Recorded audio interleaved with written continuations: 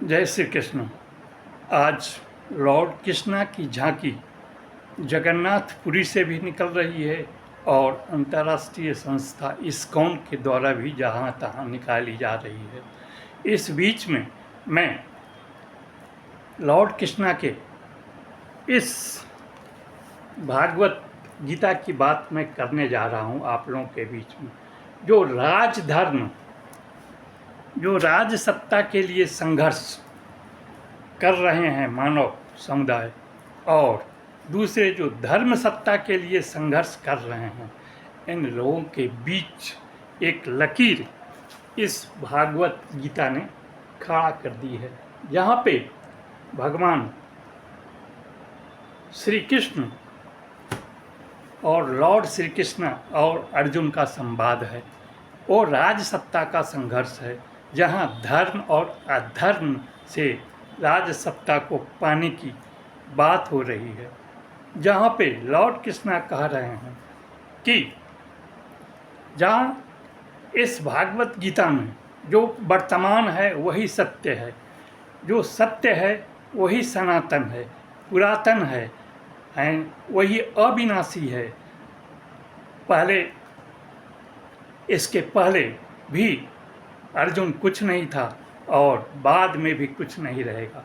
जो भी सत्य है वो आत्मा की बात वो कर रहे थे, लेकिन वर्तमान परिस्थिति में एक ऊर्जा की बात होती है, जिसके बारे में अल्बर्ट आइंस्टीन जैसे फिजिसिस्ट ने एक थ्योरी दी थी। E is equal to mc square, means energy is equal to constant matter। सब जगह सब पदार्थों में एक समान रूप से ऊर्जा रहती है और इस ऊर्जा के चलते ही वाइब्रेशन होता है। चाहे वो मानव शरीर हो जिसमें सेल एक स्मॉलेस्ट पार्टिकल है, मानो उस सेल में भी वाइब्रेशन होता है और अनंत असंख्य सेलों के माध्यम से मानव शरीर बना है। ये नहीं आप कह सकते हैं कि जो शरीर दिख रहा है यही मेरा शरीर है, नहीं। भगवान श्री कृष्ण कह रहे हैं जो वर्तमान है जो है वही सत्य है। वर्तमान में जीना सीखो अर्जुन, वर्तमान से बाहर कुछ भी नहीं है। तुम न भविष्य में कुछ जानते हो ना तुम भूतकाल में कुछ जानते हो।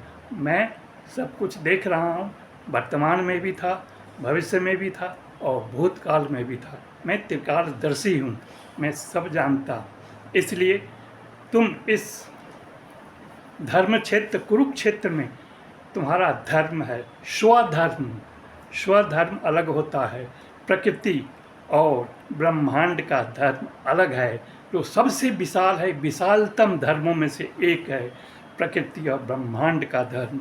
उसमें मानव सिर्फ एक निमित्त मात्र है, जो सिर्फ वर्तमान में जीता है अर्जुन, इसके बाहर कुछ नहीं है। जो स्वधर्म है वो तुम्हारा धर्म है। जो भी बात तुम मुझे पुराणों, वेदों और अन्य चीज़ों का बता रहे हो कि इसमें ये लिखा गया है, ये कहा गया है, ये पाप है, ये पुण्य है, कुछ नहीं पाप है, कुछ नहीं पुण्य है। जो वर्तमान है स्वधर्म है वही पुण्य है। और इन परिस्थितियों में तुम जो बता रहे हो कि इन लोगों की हत्या कर दूं, इन लोगों की हिंसा कर दूं, तो मुझे मिलेगा क्या? तो भगवान श्री कृष्ण कहते हैं कि तुम्हें राज चाहिए, इसके लिए तुम लड़ाई लड़ रहे हो। मुझे तो कुछ चाहिए ही नहीं, मुझे सब कुछ प्राप्त है। तुम्हारा धर्म है युद्ध करना, और युद्ध करके ही तुम अधर्म पे धर्म का पताका फहरा सकते हो। बगैर स्वधर्म, जो तुम्हारा धर्म युद्ध करना है, उससे भाग करके, उससे अलग हट करके तुम कुछ भी नहीं प्राप्त कर सकते हो। तुम्हारा जीवन सिर्फ वर्तमान है और वर्तमान ही ये सत्य है, सनातन है, पुरातन है। इसके पहले कुछ नहीं, चूँकि इसके पहले इस ब्रह्मांड और सृष्टि का जो निर्माण हुआ वो शून्य से हुआ। शून्य के बाद समय आया, समय के बाद आपका स्पेस या जो भी आप देख रहे हैं, आसमान, ज़मीन या आपका शरीर का जो हिस्सा आपके सामने उपस्थित है, मैं जो भी उपस्थित हैं, ये सब चीज़ स्थूल रूप में है। ये समय के बाद की परिस्थिति है। समय के पहले शून्य था, समय के बाद आप एक आकार देख रहे हो, साकार के रूप में जो देख रहे हो, ये सब कुछ समय के अनुसार मृत है, मरा हुआ है, इसलिए तुम अपने स्वधर्म का पालन करो, तभी तुम्हें इस कुरुक्षेत्र में तुम्हें सफलता मिलेगी। इसलिए श्री कृष्ण ने ये भागवत गीता में जो कहा कि जो चीज़ न जायते, भागवत गीता का एक श्लोक है जो दूसरे अध्याय की 20वें श्लोक में है कहा गया, न जायते म्रियते वा कदा छिन्नयम भूत्वा भविता वा न भूय अजो नित्य शाश्वत तो हम पुराणम हनन्यते न हनन्यते हन्य माने शरीरे। मतलब ये कि न कुछ इस प्रकृति में जो ऊर्जा है, या वो उस समय आत्मा की बात वो कर रहे थे, ना जिसे पैदा किया जा सकता है, ना जिसे ख़त्म किया जा सकता है, सब कुछ प्रकृति और ब्रह्मांड के ऊपर एक शून्य है, सब उससे निकला और फिर उसी में घुस जाता है। तुम एक मात्र शरीर हो, वर्तमान में हो और भविष्य में तुम नहीं हो, पीछे भी नहीं थे। इसलिए तुम्हारा धर्म सिर्फ युद्ध करना है और युद्ध करके ही ये तुम्हारा जो स्वधर्म है, तुम्हें अपना लक्ष्य प्राप्त होगा, तुम्हें फल की प्राप्ति होगी। तुम अगर अपने स्वार्थ के लिए लड़ रहे हो तो ये तुम्हारा स्वार्थ है, मगर तुम जो स्वधर्म निभा रहे हो वो प्रकृति और ब्रह्मांड के धर्म से भी बहुत छोटा है, जिसका कोई महत्व ही नहीं है। तुम राजसत्ता पाना चाहते हो, सफलता पाना चाहते हो, तो अपना स्वधर्म का निर्माण करो, स्वधर्म के लिए लड़ो। यही तो भागवत गीता का संदेश है।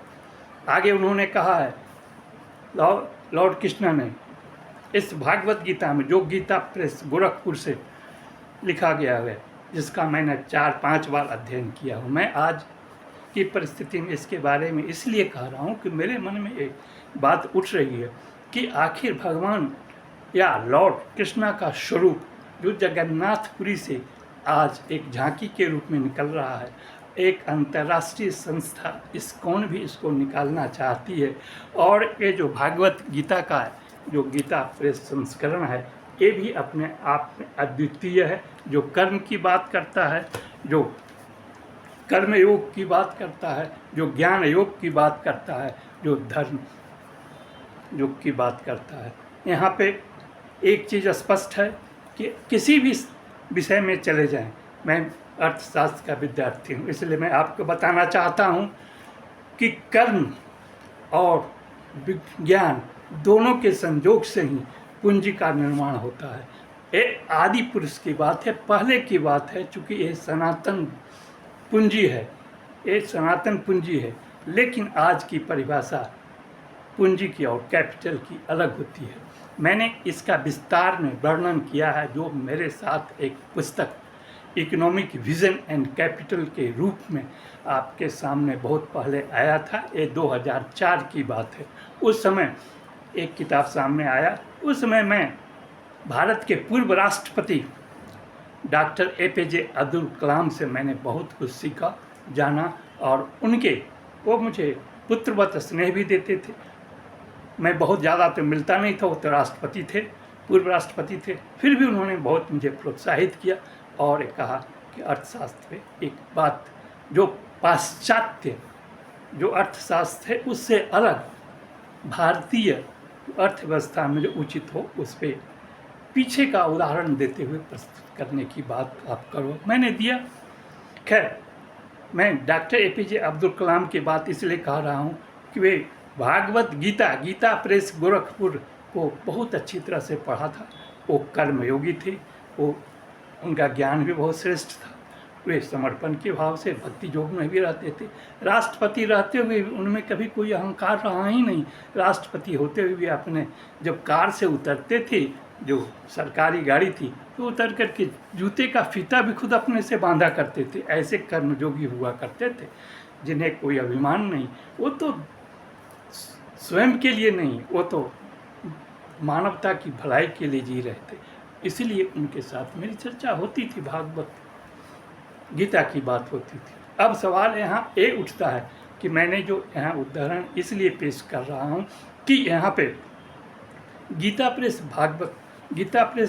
जो भागवत गीता की बात मैं कर रहा हूँ, एक अद्वितीय उदाहरण है, जहाँ पे किसी धर्म की बात नहीं है, किसी जाति की बात नहीं है, एक मानवता की बात करते हैं, एक प्रकृति के धर्म की बात करते हैं, ब्रह्मांड के धर्म की बात करते हैं, स्वधर्म की बात करते हैं, जो सनातन है, सत्य है, पुरातन है, नित्य है, जिसे न मिटाया जा सकता है ना जिसे कम किया जा सकता है, जिसको अल्बर्ट आइंस्टीन ने E=mc² से साबित किया, जिसको भागवत गीता में कहा गया कि अजन्मा है, अनित्य है, सत्य है, पुरातन है, इसे न मिटाया जा सकता है न इसे खत्म किया जा सकता है। इसलिए भागवत गीता का जो कथन है लॉर्ड कृष्णा का और अल्बर्ट आइंस्टीन का जो कथन है, दोनों समान है। यहाँ मैं बता दूं, अल्बर्ट आइंस्टीन जो 20वीं सदी, मतलब कि 2019 की बात मैं कर रहा हूँ, नहीं 1915 की बात कर रहा हूँ, गलती से मैंने 2020 की बात की। मैं 2000 की बात नहीं कर रहा हूँ, मैं 2019 की बात कर रहा हूँ, 2020 की बात नहीं कर रहा हूँ, 2000 की बात नहीं, 1915 की बात है, जिस समय एल्बर्ट आइंस्टीन ने ये बातें शेयर की थी महात्मा गांधी से। महात्मा गांधी के बारे में उनका बहुत अच्छा ख्याल था कि महात्मा गांधी भी भागवत गीता पढ़े थे। मैं उस समय 2-3 महापुरुषों की बात बता रहा हूँ। बाल गंगाधर तिलक भी महाराष्ट्र से एक भागवत गीता की बात किए थे, लेकिन भागवत गीता का जो उन्होंने जो अनुसरण किया वो इसके कर्म योग की बात थी। बिहार से स्वामी सहजानंद सरस्वती ने कर्म योग की बात की थी, वो इसी से है। जब बाल गंगाधर तिलक की बात करेंगे तो उनकी एक टिप्पणी है गीता पे, गीता रहस्य, उसमें आप जाएंगे तो आप पाएंगे वो कर्मयोग की बात करते थे। लेकिन यहाँ पे मैं महात्मा गांधी के विचार से थोड़ा सा असहमत होता हूँ, क्योंकि महात्मा गांधी न पूर्ण रूप से कर्मयोगी थे, न पूर्ण रूप से ज्ञान योगी थे, न पूर्ण रूप से भक्त योगी थे। क्योंकि जो कर्मयोगी होता है उसके सामने अगर ये कहा जाए अहिंसा परमो धर्म, हालांकि महात्मा गांधी अहिंसा, सत्य, इन सब चीज़ों में विचार करते थे, लेकिन अहिंसा की जब बात होती है तो मैं एक उदाहरण आपके सामने देता हूँ कि अहिंसा क्या लॉर्ड कृष्णा ने की थी जब कंस की हत्या हुई। चूँकि यहाँ पे धर्म और अधर्म की लड़ाई हो रही थी, भगवान और लॉर्ड कृष्णा हमेशा धर्म के साथ रहे हैं। जब महाभारत में जिसकी चर्चा मैं भागवत गीता की बात कर रहा हूँ, वहाँ भी धर्म और धर्म की बात हो रही थी। अधर्म का प्रतीक वहाँ दुर्योधन था और धर्म के प्रतीक के रूप में अर्जुन और धर्मराज युधिष्ठिर थे। लेकिन इनका धर्म वही पुराना शास्त्र, पुराण, वेद और सारी चीज़ जो है लिख करके जो चले गए थे हमारे महापुरुष, उन पे आधारित था। लेकिन लॉर्ड कृष्णा कहते हैं वर्तमान ही सत्य है, वर्तमान में जियो, ये तुम्हारे लिए यही सत्य है, यही ब्रह्मांड का सत्य है, यही सनातन सत्य है, इसलिए इससे बाहर कुछ नहीं है। तुम भविष्य देख नहीं रहे हो और जो भूत काल बीत गया है वो तो बीत गया, वो आएगा नहीं। इसलिए वर्तमान में जो कर्म करो, विश्व के लिए करो, मानव कल्याण के लिए करो और फल की चिंता मत करो, तभी तुम्हें अच्छा रिजल्ट आएगा। क्योंकि कर्म करो और फल की चिंता रखो तो ये दिक्कत है, क्योंकि कर्म को तुम्हें वर्तमान में करना है और फल तो भविष्य का है विषय। इसलिए भविष्य की बात मत सोचो, सिर्फ कर्म करो, भविष्य में जो होगा सो होगा, जो फल मिलेगा मिलेगा, अच्छा कर्म करोगे अच्छा फल मिलेगा, सीधी सी बात है, ये साइंटिफिक ट्रुथ है। कर्म किए बिना तुम रह नहीं सकते हो, कर्म तो करना ही है जब मानव जीवन में पैदा ली हो। तो ब्रह्मांड का सत्य, सनातन सत्य अलग है और मानव धर्म और मानव द्वारा निर्मित धर्म एक अलग चीज़ है। मानव धर्म अलग है, स्वधर्म अलग है, ब्रह्मांड और प्रकृति का धर्म अलग है। लेकिन ब्रह्मांड और प्रकृति का धर्म इतना शक्तिशाली और विशाल है, उसमें मानव निर्मित धर्म की कोई महत्ता है ही नहीं। मानव निर्मित धर्म सिर्फ वर्तमान में लोगों को नियंत्रित करने के लिए राज सत्ता द्वारा बनाया गया हुआ कानून है, जिसमें प्रकृति का धर्म, ब्रह्मांड का धर्म इतना विशाल है कि कोई उसके लिए मायने नहीं रखता है। हर समय परिवर्तनशील है प्रकृति, एक एक पल के लिए परिवर्तनशील है। अभी जो आपने कर्म किया अगले क्षण वो तो खत्म हो गया, ये तो भूतकाल हो गया। आगे जो आएगा उसके बारे में तो आपको पता नहीं, इसलिए वर्तमान ही जिंदगी है और पल पल जिंदगी है। इसी चीज़ को भगवान श्री कृष्ण ने अर्जुन को समझाया। अर्जुन इस चीज़ को समझ नहीं रहा था, विस्तार में समझाया उसने लॉर्ड कृष्णा ने। आगे लॉर्ड कृष्णा कहते हैं कि देखो भागवत गीता के 4थे अध्याय में 8वें श्लोक में लिखा गया है, यदा यदा हि धर्मस्य ग्लानिर्भवति भारते अभ्युत्थानं धर्मस्य तदात्मानं सृजाम्यहम् परित्राणाय साधूनां विनाशाय च दुष्कृतां धर्म संस्थापनार्थाय संभवामि युगे युगे। इसलिए तुम ये चिंता मत करो, मैं हर युग में हर परिस्थिति में हमेशा आता हूँ जब और दुष्टों का विनाश करता हूँ, और जो धर्मावलंबी हैं, मतलब धर्मावलंबी ये किसी धर्म की बात नहीं कर रहे हैं, वो मानव धर्म की बात कर रहे हैं, प्रकृति के धर्म की बात कर रहे हैं, ब्रह्मांड धर्म की बात कर रहे हैं।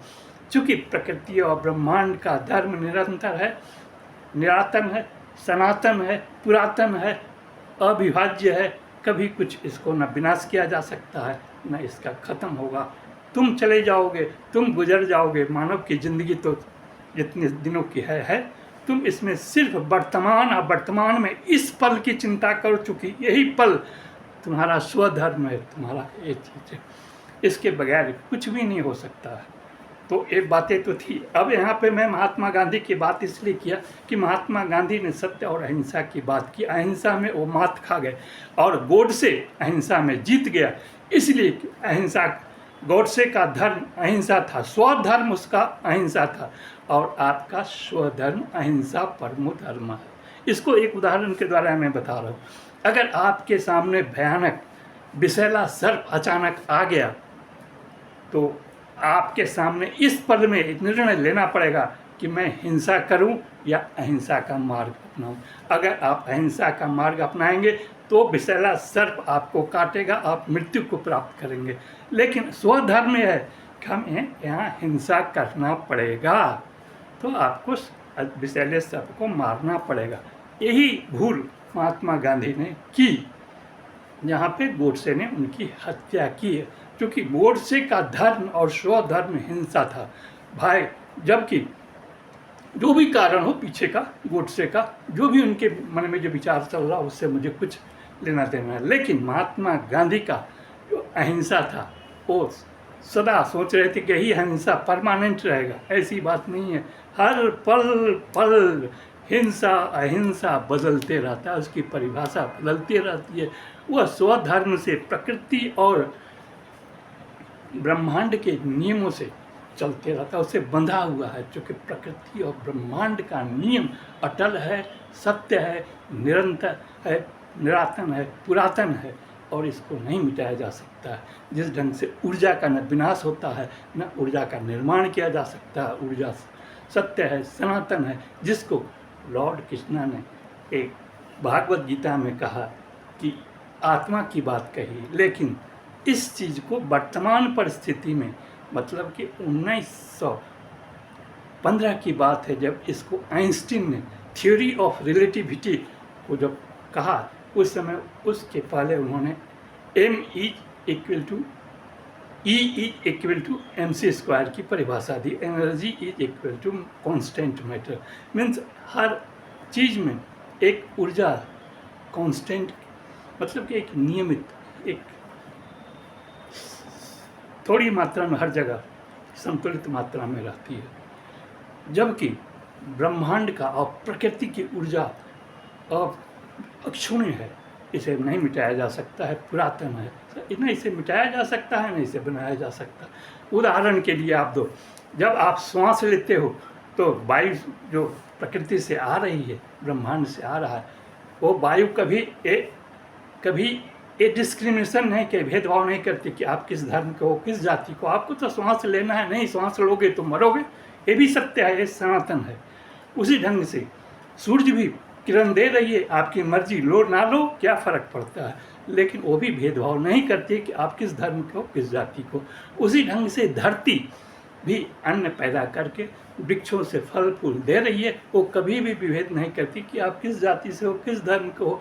एक तो राजसत्ता का धर्म अलग है। इसलिए आज मैं जो मैं कह रहा हूँ, ये भागवत गीता की बात कर रहा हूँ, इसमें मेरी समझ यही है कि राजसत्ता अलग है और राज धर्म की बात अलग होती है, और प्रकृति का, ब्रह्मांड का धर्म अलग है, स्वधर्म अलग है। स्वधर्म वर्तमान धर्म ही जो पल पल बीत रहा है, उसमें अगर निर्णय नहीं लिए स्वधर्म में, तो फिर आप मिट जाएंगे, बर्बाद हो जाएंगे, कोई बचाने वाला नहीं है।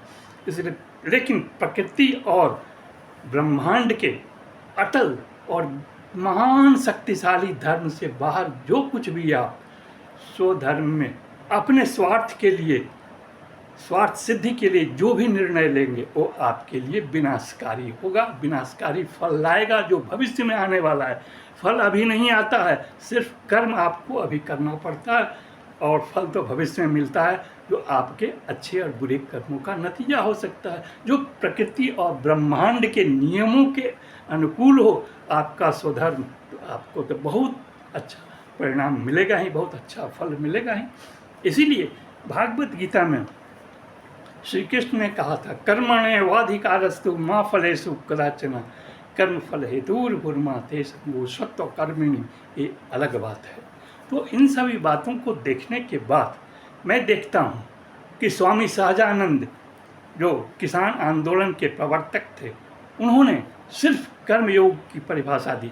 वो कर्मयोगी थे, वो धर्म की और जाति की बात कभी नहीं करते थे। उसी ढंग से बाल गंगाधर तिलक कर्मयोगी थे। उनकी गीता रहस्य को आप पढ़ेंगे तो आपको लगेगा कि गीता बाल गंगाधर तिलक और महात्मा गांधी में बहुत भेद था। दोनों में कारण भेद का यही था कि बाल गंगाधर कर्मयोगी थे, लेकिन महात्मा गांधी न कर्मयोगी थे, ना ही आपको ज्ञान योगी थे, और ना ही भक्ति योगी थे। उनका अलग मिश्रण एक था, अहिंसा परमो धर्म, तो उसमें वो उस पर में निर्णय नहीं लिए, इसलिए उनकी हत्या हुई। लेकिन गोडसे ने निर्णय लिया, उसकी जीत हुई। वो उसका धर्म था गोडसे का, लेकिन आपका जो धर्म था अहिंसा परमो धर्म, जो पुरातन है, जो आपने पढ़ी है बात शास्त्रों में लिखी, उसको आप लागू कर रहे थे। जो आपके वर्तमान को नहीं निर्णय लेने में आप सक्षम नहीं थे, वो आपका ज्ञान योग जिसको कहते हैं गीता में, वो नहीं था। वो स्पष्ट बताता है। तो एक निर्णायक बुद्धि होनी चाहिए।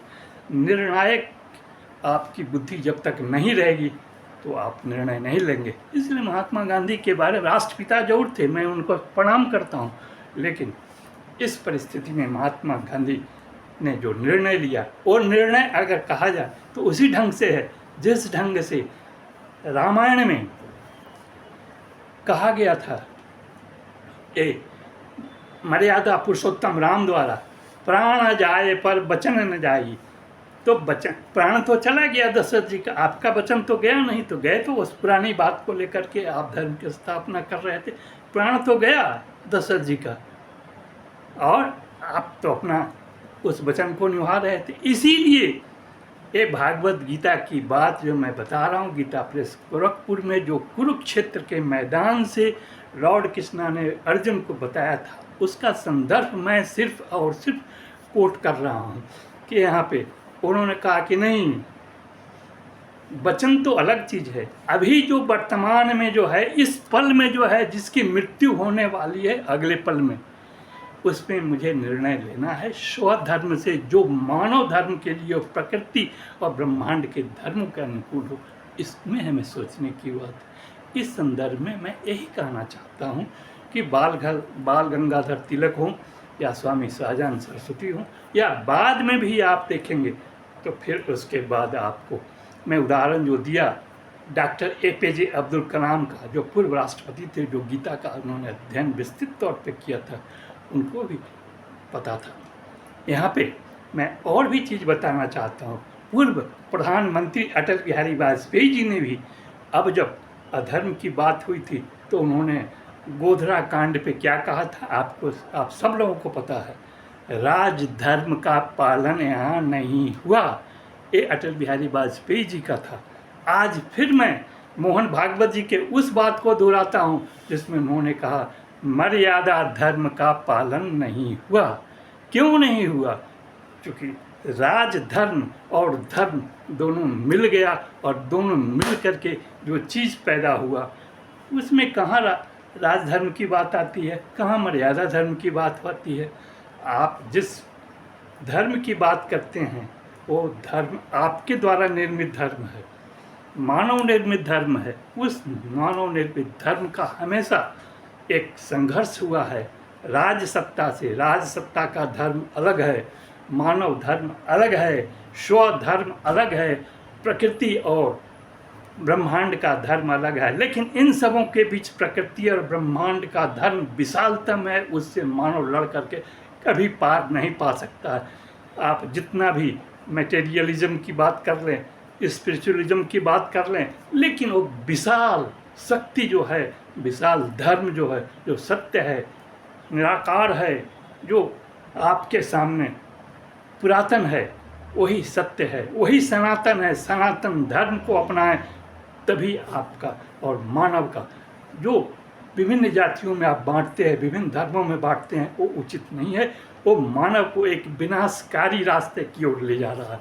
इससे बचने के लिए मैं सिर्फ आपको यही बताता हूँ कि राजधर्म की बात आप करते हैं, आप मर्यादा धर्म की बात करते हैं, लेकिन ये भूल क्यों जाते हैं कि प्रकृति का और ब्रह्मांड का जो धर्म है वो आप पर भी लागू होगा, क्योंकि आप प्रकृति और ब्रह्मांड में ही रहते हैं और प्रकृति के 5 तत्वों से ही आपका शरीर का निर्माण हुआ है। इसको आप अस्वीकार नहीं कर सकते हैं। इसलिए प्रकृति और ब्रह्मांड का धर्म भी वही है और बहुत विशालतम है, बहुत शक्तिशाली है। लेकिन स्वधर्म, आप मानव हैं, आपका धर्म है उस पल में निर्णय लेना। जो पल आपके सामने आ गया, चूँकि वो पल अगले पल में मृत्यु को प्राप्त होगा, भूतकाल में जाने वाला है, इसलिए आपको उसमें निर्णय लेना होगा, उसमें कर्म करना पड़ेगा।